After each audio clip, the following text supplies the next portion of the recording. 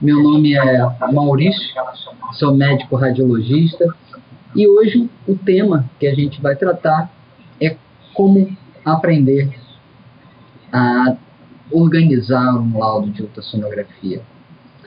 E por que isso é tão importante, né? E por que isso também é uma oportunidade, né, que a gente está conversando sobre isso?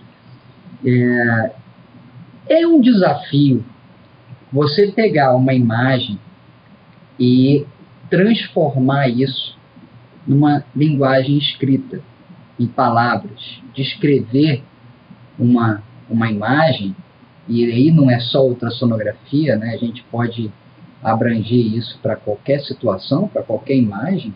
É um exercício que a gente não treina, né?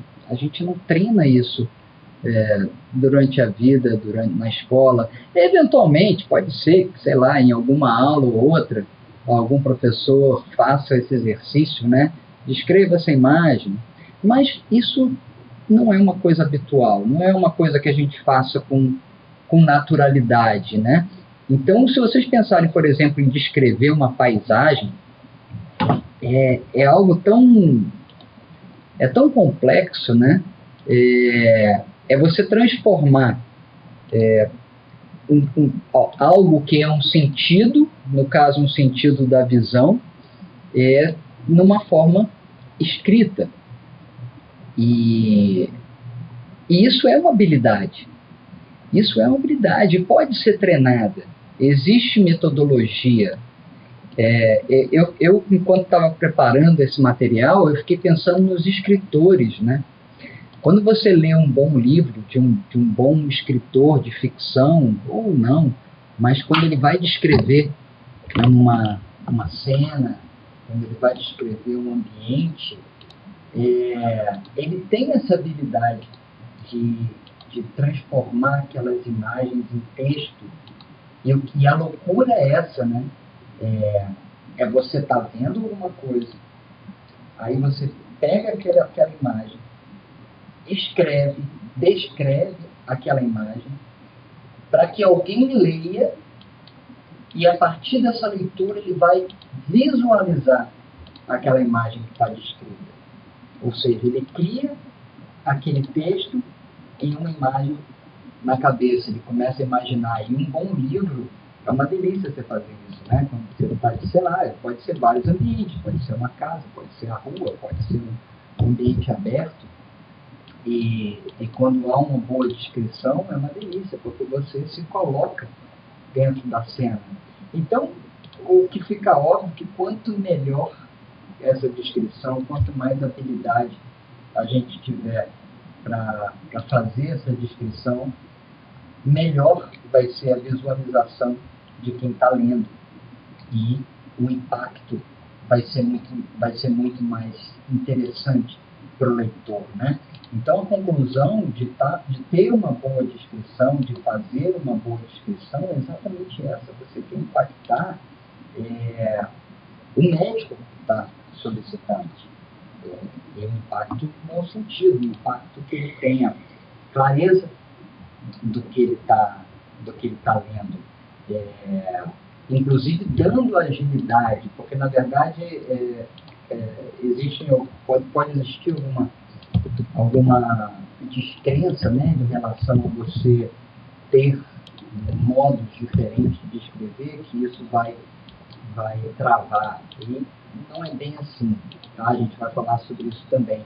Mas a agilidade que você dá na leitura do colega, quando você estrutura um bom laudo, um bom texto, uma boa descrição, a leitura se torna mais ágil também, e com uma compreensão mais ágil também.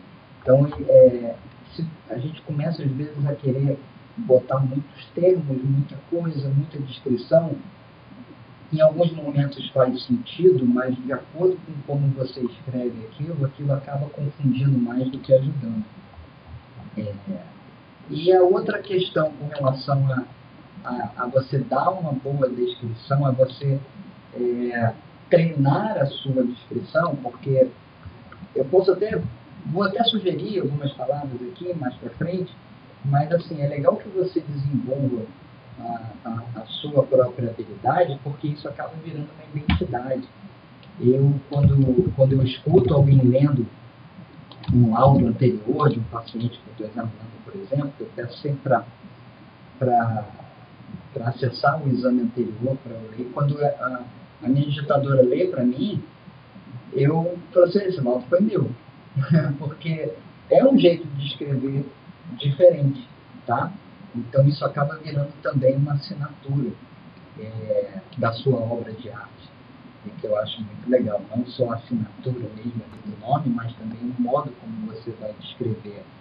E isso, com o tempo, cria uma naturalidade em que já não é mais um esforço.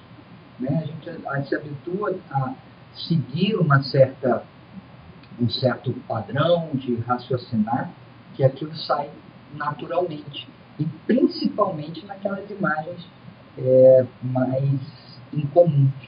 Né? Então, você dar um laudo não deveria ser só um copia e cola, né? Aquelas frases é, prontas, né?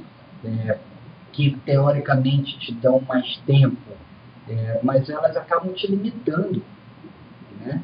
Elas te limitam a desenvolver uma descrição mais específica em algumas situações.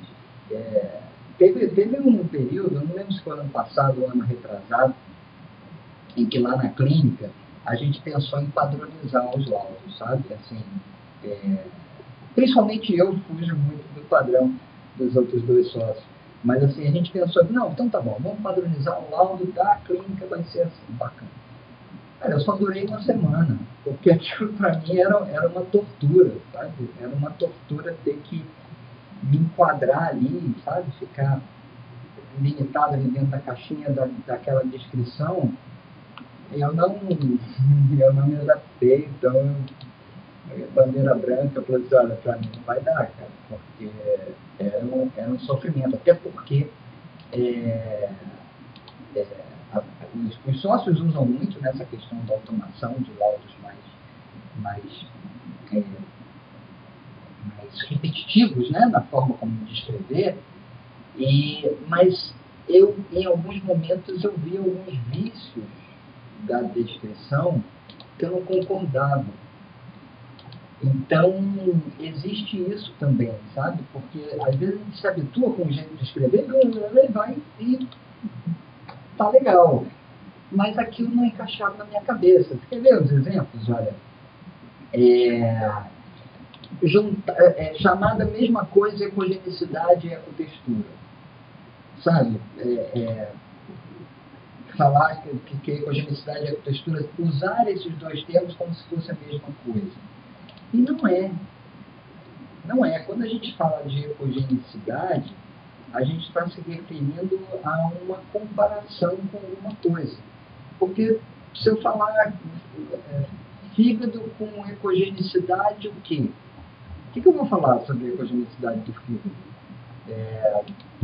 Maior que a do rim, menor que a do pâncreas, sei lá, entendeu? Fica sem sentido. Agora, quando eu falo de textura, aí eu vou falar sobre a homogeneidade ou heterogeneidade. Aí faz sentido.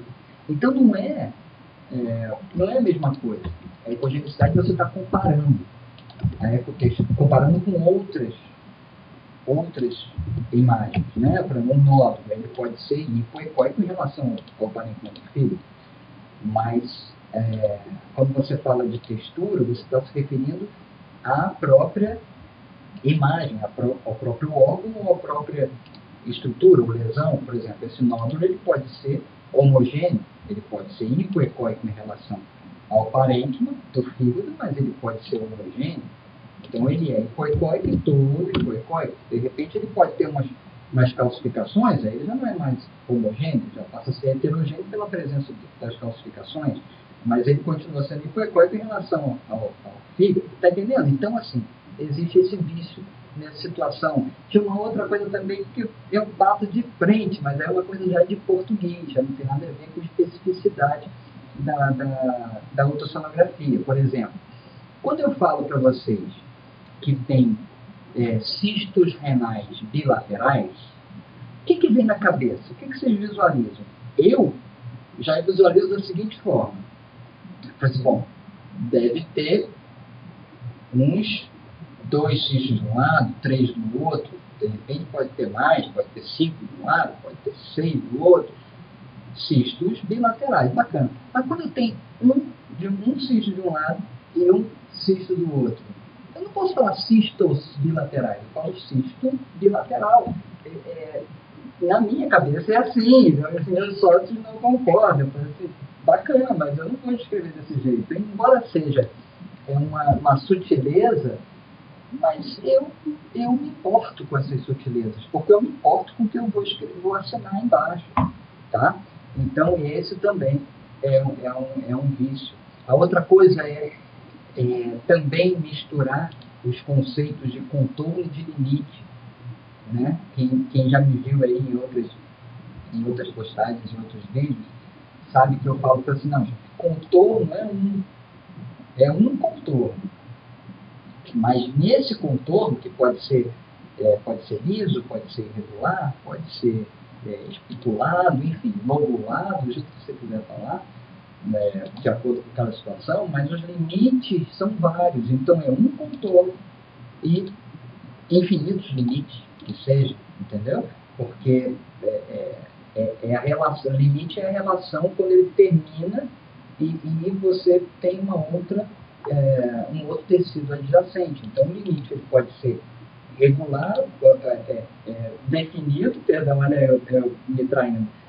O limite ele pode ser definido ou ele pode ser indefinido em alguns momentos. Ele pode ser indefinido todo, ele pode ser indefinido em algumas regiões. Então, isso são também vícios de linguagem, sabe? Então, é por isso que eu não consigo me encaixar, sabe? Então, e aí eu não vou mudar, vou continuar no meu jeito de escrever de acordo com a situação. Mas é aquilo que eu falei, isso já passa a ser uma coisa tão natural que já não há mais problema. E a gente treina as digitadoras também por conta disso, elas acabam se adaptando. A gente vai falar isso lá no finalzinho a respeito das meninas das digitadoras. E se eu conheço alguém que pensa assim como eu não conheço. Eu espero até, inclusive, depois dos colegas que me ouvem, todos começaram a pensar sobre isso, acho legal criar um time do áudio ultrassônico, né? Seria bem bacana. E a gente tem que aproveitar o português, né? O português é uma língua fantástica, difícil, né? Difícil, mas fantástica por essas sutilezas, dá para brincar com tanta coisa, né? Com relação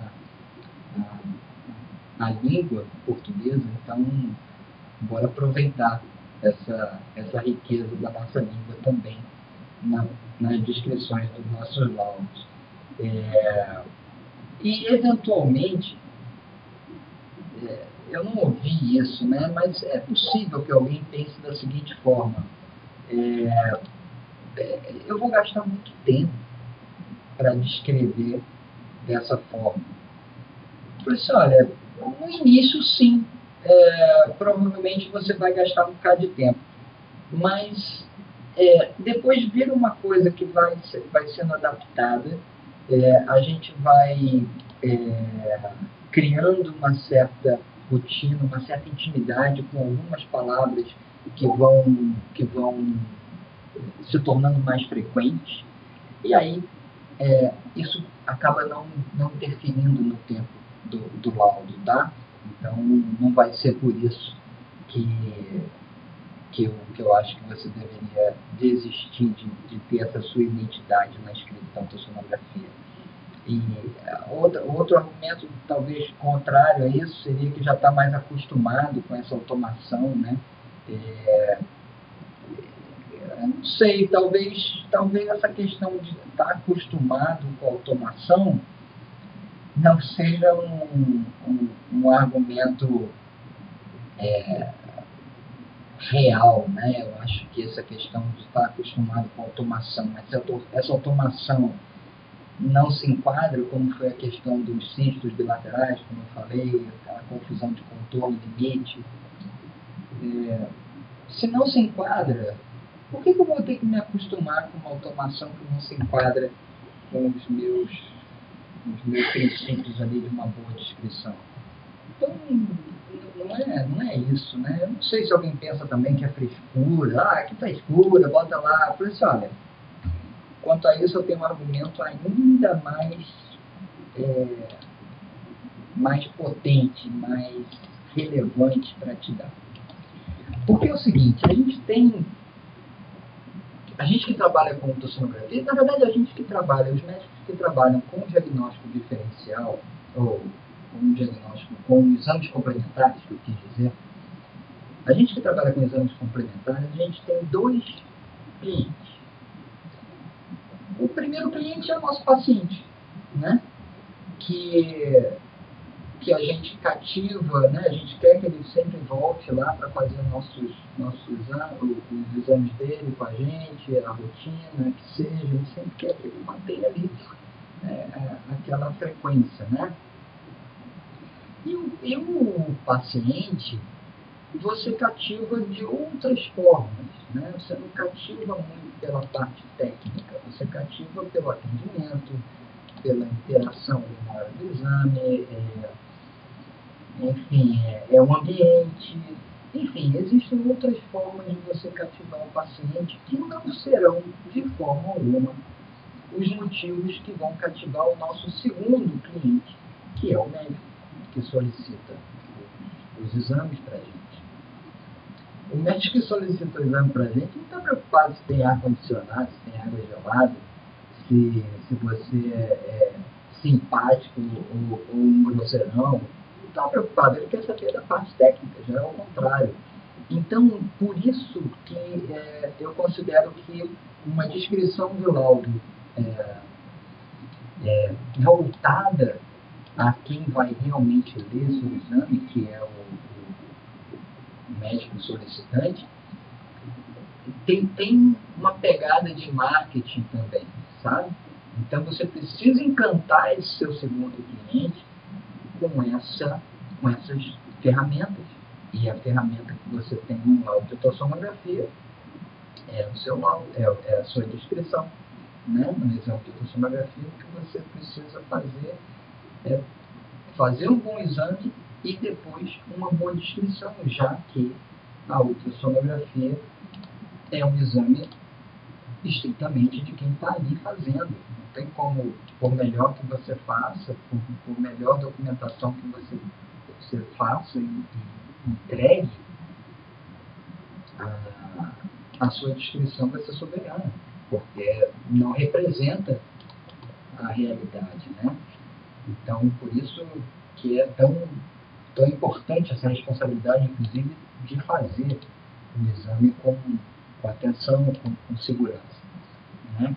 Então é isso, você tem essa pegada também, tá? Então, em relação a ser frescura, meus argumentos são esses, eu não vejo dessa forma, tá?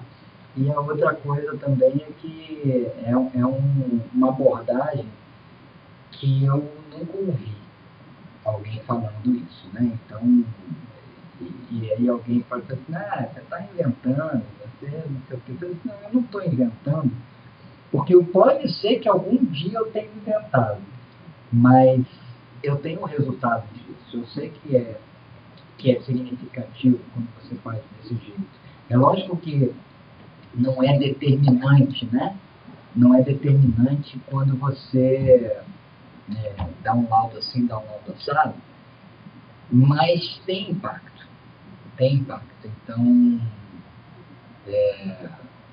eu posso ter inventado de falar aqui para vocês, mas eu não inventei o português, eu não inventei o capricho, eu não inventei o marketing, né? E não inventei a criatividade de você fazer uma descrição bacana, tá? E uma coisa que eu acho interessante também da gente falar, eu vou entrar agora numa pegada com relação a o que a gente pode pensar, o que seria então uma boa descrição, uma boa organização de laudo. Então eu vou pegar cada detalhe e ser bastante específico e ter que tal e perigoso para cá e sombra para lá e reforço não sei das quantas, enfim. E começar a descrever essas coisas no seu laudo, que são termos muito particulares do método, né, do nosso nicho de ultrassonografia, e que eu não sei se isso é relevante para quem está recebendo o seu laudo. Não mesmo. Certamente vocês sabem que o colega pega o laudo e às vezes vai lá no final, mas só a conclusão. Mas quando você começa a ter essa descrição um pouco menos prolixa, um pouco menos cheio de termos técnicos da especialidade de ultrassonografia, quanto menos você colocar, mais vai gerar uma identidade para quem está lendo, mais vai dar clareza para quem está lendo. Então, não é que eu não coloque hiperecóico ou anecoico, enfim. Não, eu coloco. Mas eu busco sempre trazer um pouco menos disso, tá? Então, não é querer dar um bom laudo, não é sair colocando esses termos como prioridade, tá? Então, sim. Então, como seria então essa maneira mais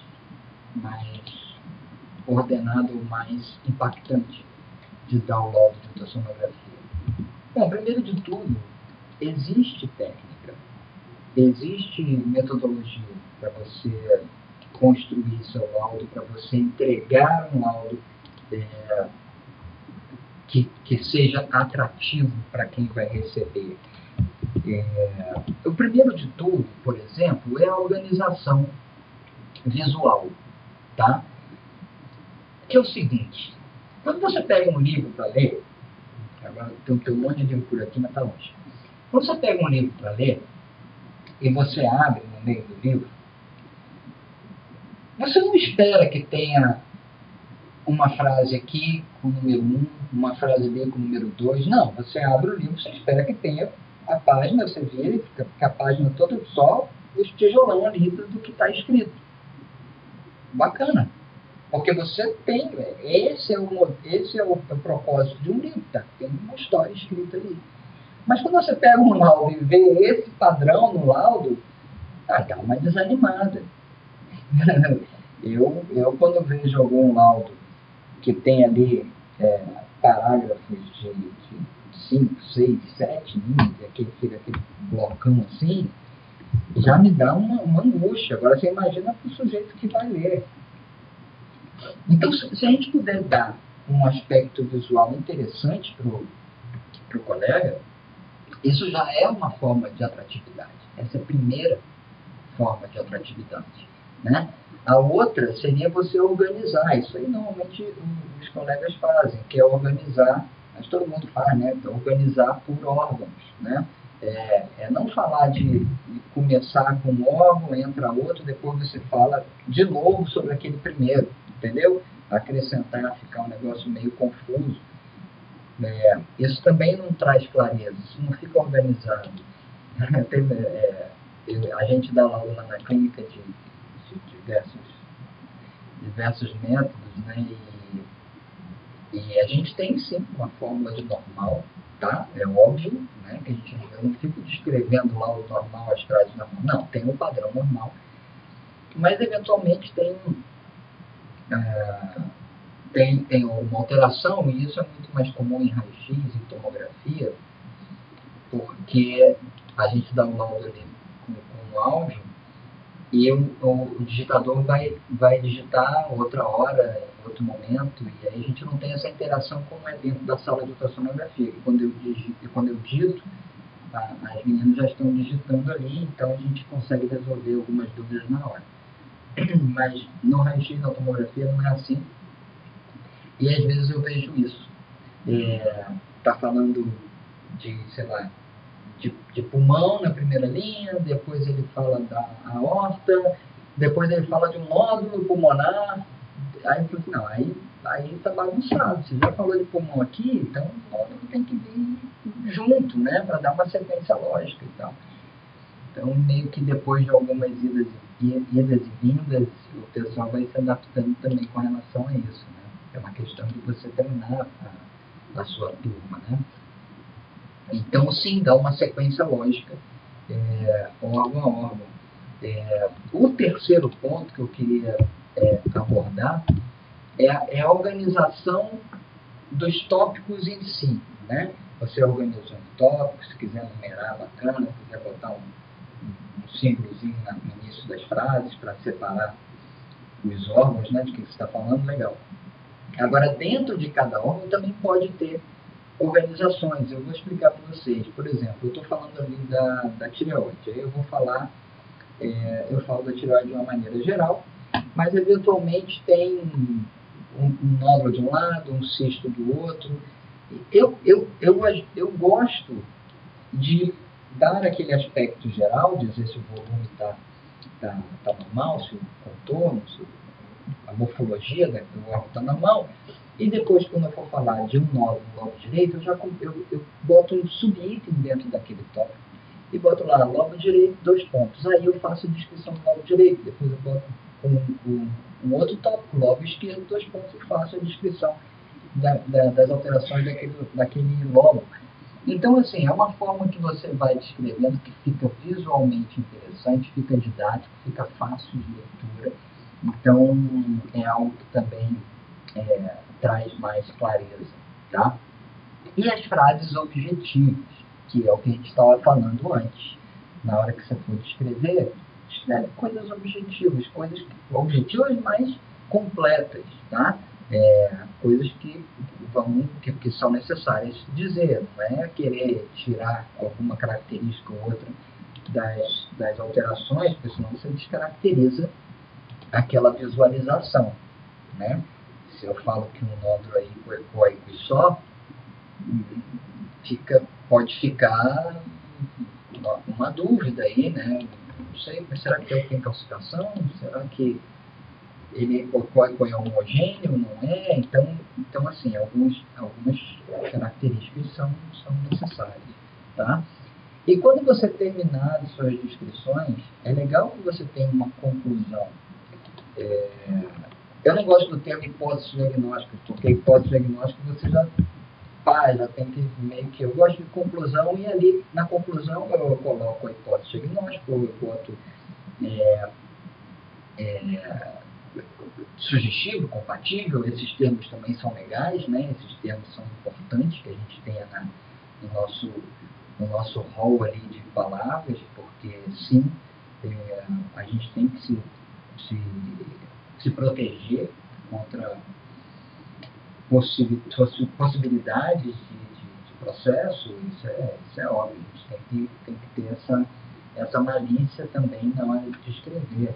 Eu hoje, inclusive, foi hoje, tem poucas horas isso, eu atendi um senhor e ele quase não deixou eu falar. Ele já falou, que já apontou assim para a fossa ilíaca direita, falou assim: não, tá um caroço aqui e tal, e é meio dolorido. Eu fui fazer não sei o que, aí começou a doer assim. E aí eu falei assim: não, pode deixar, a gente vai examinar isso aí. Mas ele insistia, e eu imaginei que fosse uma hernia. Eu já fui na hora que ele me contou aqui, do jeito que ele contou, eu imaginei que fosse uma hernia. E aí fiz todo o exame, e ele querendo que eu examinasse, não, fica tranquilo, eu vou examinar. E quando eu examinei, era um apendicite, mas nítido, um apêndice nítido. Eu não consegui nem titubear, e assim, era muito próximo da pele, então sim, fazia ali uma resistênciazinha que a gente conseguia perceber um certo abalamento. E na conclusão eu coloquei apendicite. Pronto. Por quê? Por que eu vou enrolar uma situação dessa? Tá entendendo? Porque às vezes o colega, quando pega um laudo desse e tem uma conclusão titubeante, isso pode ser ruim para o paciente. Mas, Maurício, se não for apendicite, aí o pessoal vai abrir uma anatomia branca, e etc, etc. Nesse caso, eu assumi. Vai ter situações em que eu vou dar meio que pela tangente. Não vai ficar tão nítido. Mas nesse caso, eu assumi. Porque eu estou vendo, eu tenho que passar aquilo, entendeu? Por mais que eu tenha feito uma foto longitudinal, uma foto transversal, com um alvozinho bem lindo, lindo para quem é da área, né? Mas o colega que recebe, ele não quer saber, ele quer saber o que você escreveu e assinou embaixo, né? Porque lembra que a gente escreve e assina embaixo. Sim, e aí a conclusão, uma conclusão nesses termos, muito bem pensada, muito bem orientada para quem vai ler, tá? É para quem vai ler que vai ser importante isso. E depois da conclusão, você tem um espaço de colocar algumas observações. Nesse caso, por exemplo, eu poderia ter colocado relacionado com dados clínicos, relacionado com dados laboratoriais, eventualmente, não na situação, mas, enfim, poderia sugerir outro método diagnóstico para complementar, para deixar, de repente, uma massa que você viu em determinado órgão, uma tomografia, uma ressonância ia ser mais interessante para dar mais informação, sugere, então vem de observações. Tá? Eventualmente, se o exame foi difícil, se o exame estava cheio de gases, eu gosto de colocar nesse ponto, depois da conclusão, observação. Exame prejudicado por intensa presença de gases intestinais. São saídas que você pode colocar no laudo, deve colocar no laudo, até para que o colega depois entenda aquela situação, né? Que ele depois possa, de repente, buscar um outro exame para avaliar de uma forma mais objetiva, ou, de repente, até essa informação acentuada, presença de gases, porque, de repente, isso já é um motivo do desconforto abdominal, tá? Então, assim, são situações em que a gente pode intervir na hora de descrever um laudo, tá? Então, vamos mais para a parte prática aí, né, de como organizar, como aprender a dar um laudo, tá? Eu quero pontuar aqui algumas coisas para a gente ser mais objetivo, que eu curto de ser objetivo, e para que vocês, de repente, comecem a fazer isso amanhã, né? Sem caso achem interessante, né, esse treinamento. Então vamos lá, vamos começar a dar umas dicas. É o seguinte, uma das coisas que eu tenho, mas eu até pouco tempo não tinha listado, mas eu tinha na cabeça um rol de palavras, um grupo de palavras assim, muito direcionadas à ultrassonografia, muito direcionadas ao meu jeito de dar laudo, e que eventualmente eu só buscava, tirava da cabeça e aplicava em algumas frases. E algumas palavras são muito salvadoras mesmo em determinadas situações, né? Então é legal que você liste alguns termos, algumas palavras e vá se habituando com elas, né? Isso é uma forma de você concretizar essa efetividade aí, essa melhora de dar laudo, né? Quando você lista algumas palavras, você começa a participar mais do seu laudo, né? Então, existem algumas palavras que são muito comuns, né, que são interessantes, por exemplo, sugestivo D, né, que é aquela coisa da conclusão. Sugestivo D é compatível com... então, são essas palavras ou termos que eu acho interessante a gente ir se adaptando, né? Contorno lobulado. Então, assim, esse lobulado é muito interessante a gente usar em determinadas situações, né?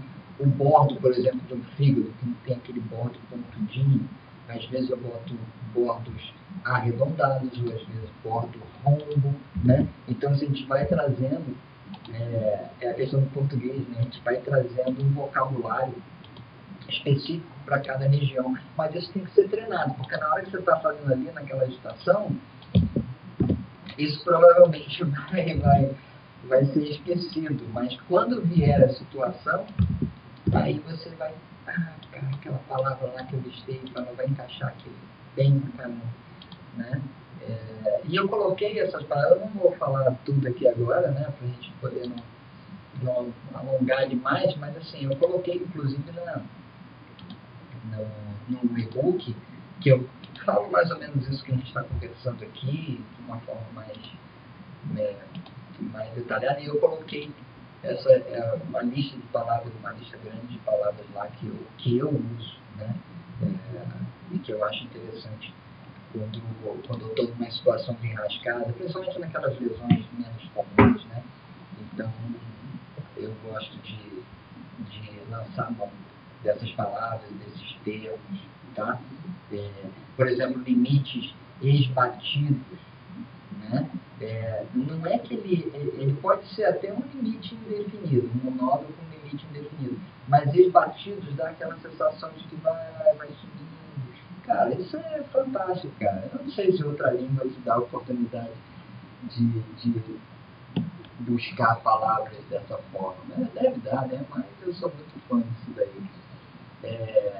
De inventar no laudo, né? Inventar com responsabilidade, lógico, sem aloprar também. É inventar, mas não é aloprar. Então é isso. Uma outra coisa também que vocês podem começar a treinar é o seguinte. Quando vocês fizerem a descrição, principalmente aquelas lesões menos frequentes, às vezes umas massas, às vezes tem um negócio esquisito, né, que a gente não consegue nem definir direito. Teve uma vez que eu fiz um exame de uma senhora que tinha um tumor de cólon, mas era uma coisa estranha. Mas quando eu saí do padrão, é legal que vocês, depois de darem a descrição, ler a sua descrição e tentar visualizar a imagem como se alguém estivesse vendo aquilo, né? Porque a gente acaba ficando contaminado pelo que a gente viu. Mas é interessante que você tente ler de forma isenta, né? Sem essa premissa, né? Então você tenta ler e tenta perceber se essa descrição, quando a pessoa não tem ideia do que ocorreu, se ela consegue visualizar. É aquilo que a gente falou no início, né? É uma arte também, você transformar algo visual em algo escrito, né? Você transcrever um sentido de visão, né? Um ambiente, uma cena, uma lesão. Então, transcrever isso. Depois que está transcrito, quem lê vai visualizar. Então, tenta fazer esse exercício. Isso vai ser legal também para desenvolver essa habilidade, né? Principalmente pensar num médico que não é especialista. Porque se você entrega um laudo seu para mim, bacana, mas eu já estou por dentro ali dos termos. Se você usar ali reforço acústico, cauda de cometa, seja lá o que for, eu vou entender. Mas será que um médico clínico geral, um médico que não está habituado com os detalhes da oceanografia, será que ele consegue entender o que você está querendo dizer? Então isso é importante, tá? E a outra coisa, o outro passo é tentar enxugar a frase, sem perder a qualidade da sua descrição, sem interferir naquela visualização mais próxima possível do real. Mas você pode enxugar um pouco. Porque lembra, quem vai ler o seu laudo, ele está diante do paciente. O paciente está aqui o laudo, está aqui o exame que eu fiz. Aí ele vai abrir. Se ele tiver 1 minuto de paciência de ler, ele vai começar a ler. Se começar a estar... Olha, tem umas frases que são difíceis até para eu entender também. entendeu? Às vezes é tanta coisa, tanto detalhe, tanto termo específico ali, que eu vou ter que ler de novo, entendeu? Principalmente se não tiver clareza ali da descrição, uma sequência lógica, que isso também faz parte do áudio. Você dá uma sequência lógica de interpretação. Então, é uma arte mesmo, é uma coisa de treino. Então, e aí o sujeito vai pegar aquilo ali, se ele tiver 1 minuto, ele vai ler com calma. Mas se no meio do laudo ele começar, ele já vai pular e já vai lá para a sua conclusão. E aí você tem que ser muito bom de conclusão, porque é só aquilo que ele vai ter, é só aquilo que ele vai pegar, entendeu? Então, tenta fazer de um jeito que dê celeridade sem perder qualidade de informação. Essa é a ideia final. E como eu já falei, um outro tópico com relação a termos técnicos, né? Se você puder substituir termos técnicos por termos mais comuns, tá? Não é feio fazer um laudo usando termos comuns, sem ser aquela filigrana toda específica da ultrassonografia. Não precisa. Você só precisa dizer para o colega o que o paciente tem. Ponto. Só isso que ele quer saber. Como você vai passar isso? Da maneira mais simples possível. Porque aí ele vai entender sem precisar. Putz, mas que hiperecóico é o que mesmo? Eita, causa de cometa é o que mesmo? Entendeu? É isso que eu estou falando. Então, deixe claro. Tá? Eu tenho um jeito de escrever cálculo que é bem óbvio. Como é que eu chamo cálculo? Eu chamo de cálculo. Algum médico vai ter dúvida do que é um cálculo? Não, então eu descrevo cálculo. Agora, tem colegas que gostam, que não está errado, tá entendendo? Eu não estou falando que está errado. Mas se você descrever imagem hiperacogênica com sombra acústica posterior, localizado, olha, eu prefiro chamar de cálculo. Entendeu? É disso que eu estou falando, porque você abrevia, manda sua mensagem, mesmo que depois você vai lá e não, mas é porque no corpo do áudio eu escrevo assim, e na conclusão eu boto lá uma coisa. Bacana, é o que eu falei, não está errado. Só não é o jeito que eu acho que seja mais atrativo, mais impactante, mais cativante, né? É aquela coisa do nosso marketing. Agora, se o colega achar que você, não, esse cara escreve de uma forma muito simples, então não acho que seja bom, aí não tem paciência. A gente também tem que bater no peito e dizer, não, eu estou fazendo o que eu acho que é justo fazer. Mas, sinceramente, eu acho que não é por aí, tá? As pessoas querem ganhar tempo, facilidade de tempo. Então, é aquela coisa do encurtar a sua informação de uma forma mais objetiva, tá bom? E aí eu queria conversar com vocês. Eu coloquei recentemente um postzinho, menos de 1 minuto, né? A respeito de uma descrição de uma lesão. E aí eu queria conversar com vocês a respeito disso, mais específico com relação à descrição de massas. E essas massas, elas podem ser sólidas ou podem ser cistas. Então vamos conversar sobre isso.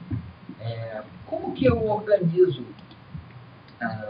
Eu tenho uma regra, foi coisa também que eu comecei a pensar, né, a partir do momento que eu quis ensinar ultrassonografia, eu comecei a me organizar. Falei, como que eu penso? Como que eu faço? E aí eu fui botando isso no papel. E foi muito legal, porque eu tornei palpável a coisa, né? Então, o que eu penso para massa, por exemplo, quando a gente vê um nódulo ou uma massa, seja ela sólida ou cística, a gente tem alguns passos para pensar. E o primeiro passo que eu imagino é o que eu estou vendo. É uma massa mesmo? Posso chamar de massa? Posso chamar de nódulo? Posso chamar de lesão expansiva também? Mas eu posso chamar de cisto. Está vendo que eu falo a palavra cisto? Eu não falo estrutura, sei lá, ovalada, com conteúdo anecoico de pano. Não. Aí tem depois. Mas o que é isso? Não, é um cisto. Então chama de cisto, chama a coisa do que ela é. Então, assim, eu uso termos como nódulo, massa, lesão expansiva, cisto, tá? Mas depois dessas palavras, depois de você definir o que é, você tem que definir aonde. Onde está aquela lesão. Entendeu? Se eu falo massa, lógico que se eu falo massa, a gente meio que percebe, entende que é uma lesão expansiva sólida, né? Mas é bom que seja dito, tá? Então, bom, massa sólida, hepática, ou no lobo direito do fígado, enfim. Aí a gente pode usar termos semelhantes, né, para descrever. Mas o básico que eu quero passar é isso, é o que e onde está. A partir daí, aí você pode começar a falar, já que é uma massa sólida localizada no lobo direito do fígado, você pode determinar aí no segmento, se for viado, uma massa grande, um nódulo, vamos chamar de nódulo, no segmento 8 hepático. Quando eu falo nódulo, aí já não dá mais para confundir com sólido cístico, né? Um nódulo sólido. Mas vão ter características agora. Seja isso que é um nódulo, já disse onde está, e agora vem a ecogenicidade, ou a textura, e ou os dois, né? Então você pode falar, professor, é um nódulo no segmento 8 hepático, hipoecóico, heterogêneo, ou seja, ele tem uma ecogenicidade menor que a do parênquima, porém ele é heterogêneo. Por que ele é heterogêneo? Agora vem algumas características especiais, pela presença de cistos de permeio, ou calcificações de permeio. De permeio também é uma palavra bacana, que eu gosto de estar lá no meu rol de palavras, entendeu? Que é uma coisa que está ali no meio do parênquima. E aí, depois das características especiais, que se você usar isso, por exemplo, para um cisto, características especiais do cisto seria o quê? Uma septação, uma calcificação da parede, um conteúdo um pouco mais heterogêneo, né? Não é anecoico, ele é heterogêneo. Então, tem características especiais. Aí depois, para esse nódulo, eu tenho que falar como é que é o contorno dele. É um contorno regular, é um contorno lobulado, é um contorno liso. Existem diversos termos também para você encaixar em cada situação dessa.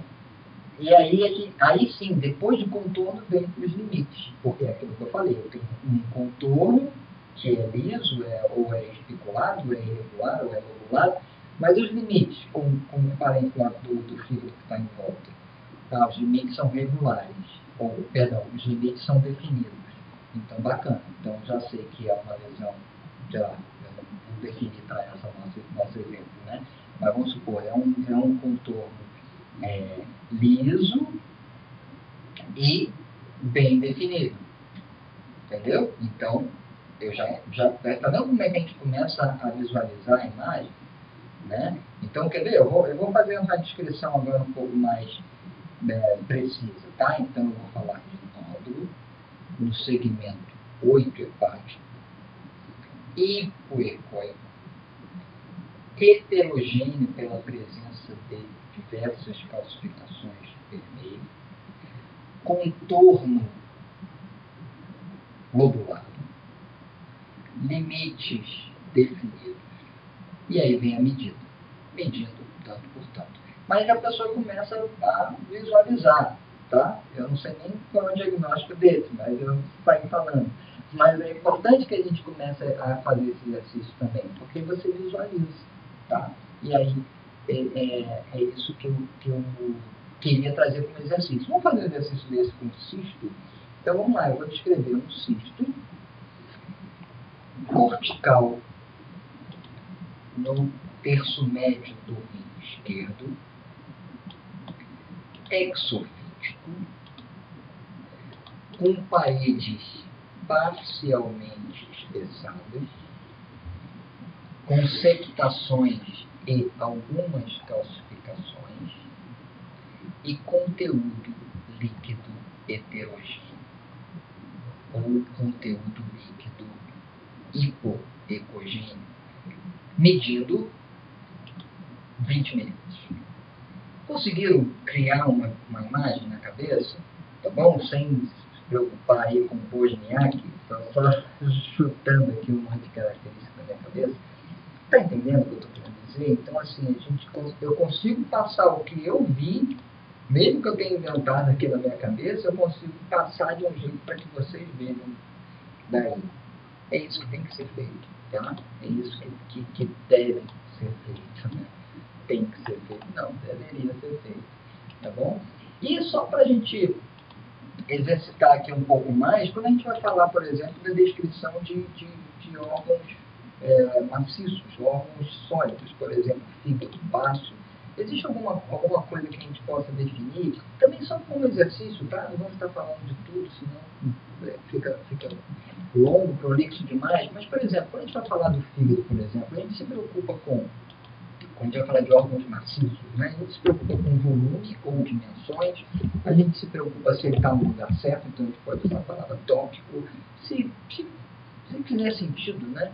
O rim, por exemplo, que é um órgão que varia muito, né? De variações congênitas, então é interessante falar que ele está tópico, mas assim, volume ou dimensões, se está tópico ou não, com relação ao contorno dele, com relação à textura, e se ele tem lesões focais ou não.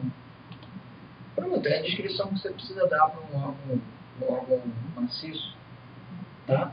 E quando eu falo ectextura, eu não falo ecogenicidade, porque eu não quero comparar ele com ninguém. Eu quero só saber se ele está com homogeneidade, se ele está com parênquima dele vizinho. Agora, é interessante a ecotextura, porque quando você tem alguns padrões de textura, tipo um padrão granulado, é outra palavra que eu gosto muito, quando a gente tem aquele fígado com padrão granulado, né, ele tende a ser uniformemente granulado. Então, ele não deixa de ser homogêneo naquele padrão granulado. Então, eu gosto nesses termos, nessa situação específica, de falar uma textura ou um padrão difusamente granulado. Às vezes eu coloco com um padrão grosseiramente granulado, dependendo de como encarar aquilo, né, de como está aquela imagem aparecendo para mim naquele momento. E sim, ele pode estar granulado e heterogêneo.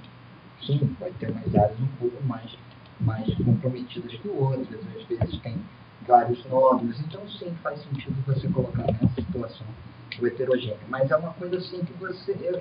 Eu gosto muito de pensar no que eu estou vendo e no que eu estou escrevendo com relação a isso, tá? E é isso aí. Para finalizar, eu quero dar algumas dicas extras que é muito legal com relação a essa questão do laudo.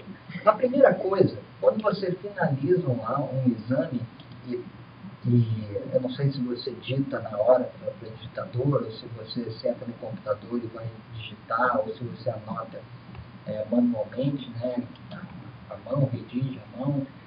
Mas é sempre legal quando você finaliza, você dá uma revisão mental de tudo que foi visto, de tudo que você viu.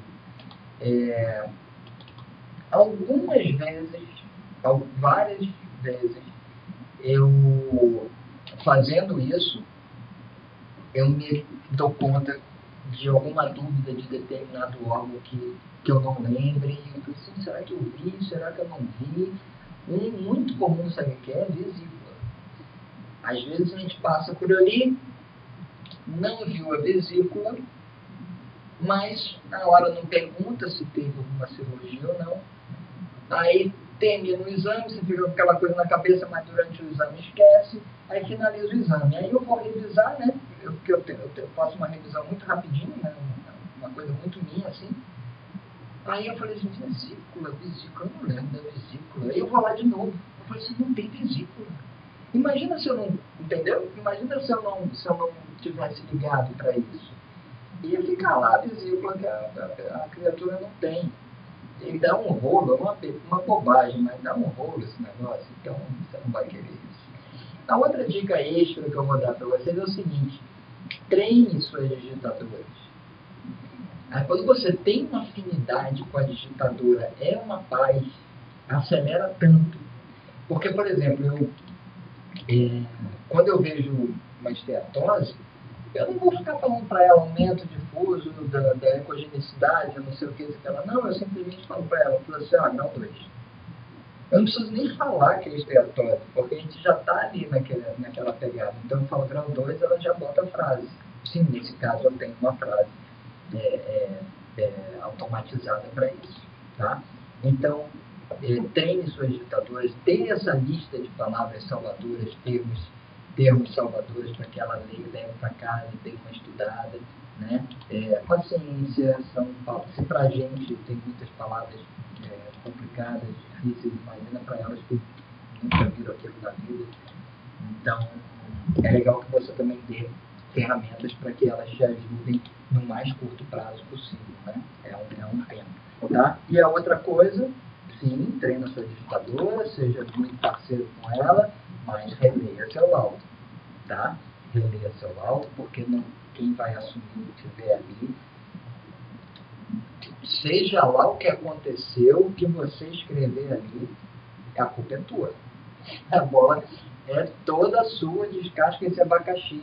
Então, releia seu laudo com atenção, tá? Às vezes a gente vai reler, aí tá no meio do tumulto ali, vai dar um laudo de raio-x, enquanto aí chega aquele papel aqui, pelo menos essa digitação é comum lá pra gente. Estou dando um laudo de raio-x, eu estou terminando aqui, então está acima, e eu tenho que parar e reler tudo de novo. E eu releio tudo de novo. Então, aconselho vocês a fazer isso também.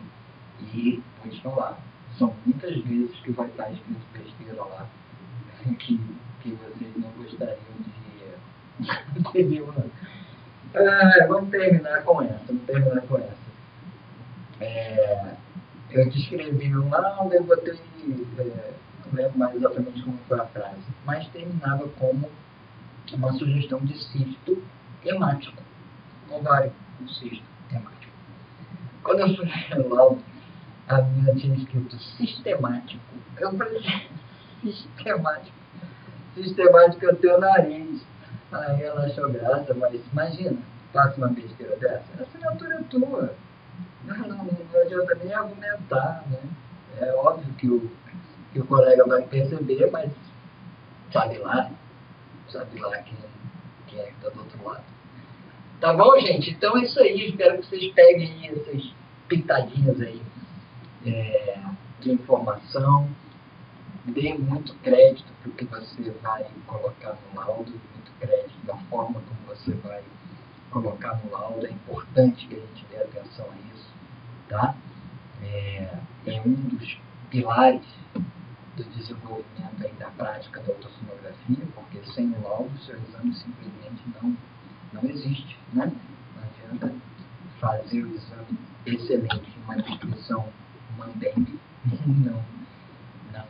não funciona. Então, como a gente já falou lá no início. Tá legal? É isso aí. Bom demais sempre bater esse papo. E essa foi o nosso Construindo um Ultrassom de hoje, dessa live. Valeu!